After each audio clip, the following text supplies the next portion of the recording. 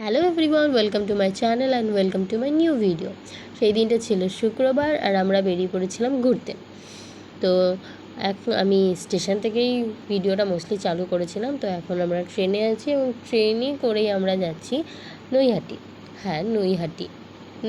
আশা করি তোমরা সবাই জানো যে নৈহাটি মানে একটাই কথা, মানে নৈহাটি মানেই সবাই জানে যে বড়মার কাছেই যেতে হবে, মানে যেতে হবে বলা ভুল, মানুষ নৈহাটি বড়মার কাছে যাওয়ার জন্যই যায় আশা করি। তো আমরাও চলে গেছিলাম নৈহাটি বড়মার কাছেই। তো সেই দিন আমার ছিল একটা ছোট্ট মানত ছিল, যেটা পূরণ হয়ে গেছিলো, সেই জন্যই আমি নৈহাটি গিয়েছিলাম।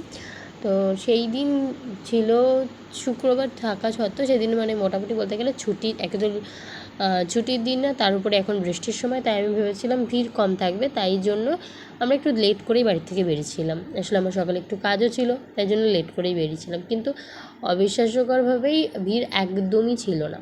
সেই জন্য আমরাও বেশিক্ষণ ওয়েট করিনি, গিয়েই বাটাটা কিনে নিয়ে এসেছিলাম এবং নিয়ে মন্দিরে চলে এসেছিলাম। এসে একটা অভূতপূর্ব একটা জিনিসের সাথে হয়েছিলাম সময়, তো সেইটাই তোমাদের সাথে শেয়ার করছি। তো যাই হোক, তোমরা আরতিটা দেখো, আমি বাকি কথা পরে বলছি।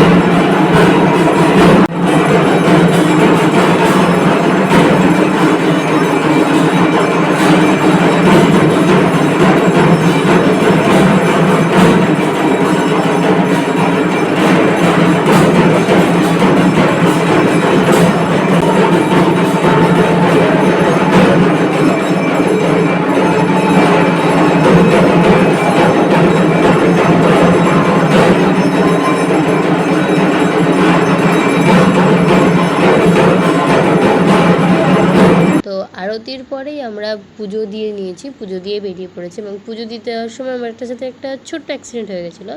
সেটা হচ্ছে পুজো দেওয়ার সময় ওরা যে দড়িটা ধরেছিল, সেই দড়িটা যখন খুলে দিয়েছিল, আমার পাশের মহিলাটি দড়িটা ধরে একদম ওপরে তুলে দিয়েছিল, আর সেই সময় আমার নাকে একটু লেগে গেছিলো, বেশ ভালোই লেগেছিলো। সেই দিন সারাদিনই আমার নাকে ব্যথা ছিল বলতে গেলে। তো আমরা সেদিন পুজো দেওয়ার পরে মানে একটু কনফিউজ ছিলাম, যে কারণ ভিড় ছিল না বা কিছু এরকম, একটু কনফিউজ ছিলাম, কারণ লোকজন ছিল কিন্তু পুজো দেওয়ার জন্য ভিড় ছিল না, তাই জন্য আগে গঙ্গার ঘাটে যাওয়ার বদলে আমরা পরে যাচ্ছিলাম।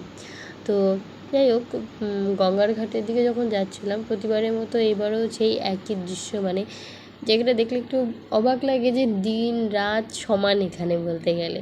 কারণ দিনে আসলেও তুমি দেখতে পাবে ঠিক জায়গাটা যতটা জমজমাট, রাতে আসলে হয়তো একটু বেশি জমজমাট হয়, কিন্তু হ্যাঁ, জমজমাট থাকে সবসময়।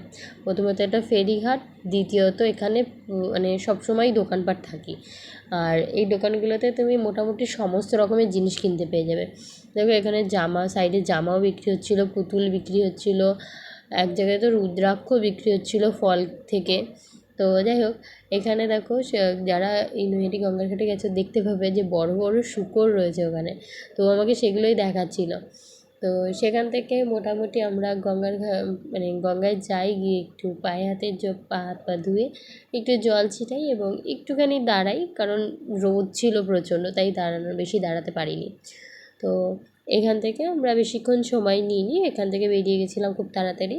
এবং এখান থেকে বেরিয়ে যাবার সময় মানে স্টেশনে আবার ফেরত যাওয়ার সময় একটা দোকান থেকে আমরা এই ডাল পুরি নিয়েছিলাম, ডাল পুরি খেয়েছিলাম, কারণ এটা শ্রাবণ মাস, তো আমার নিরামিষ ছাড়া অন্য কিছু আমি খেতে পারবো না, মানে আমি খাচ্ছি না।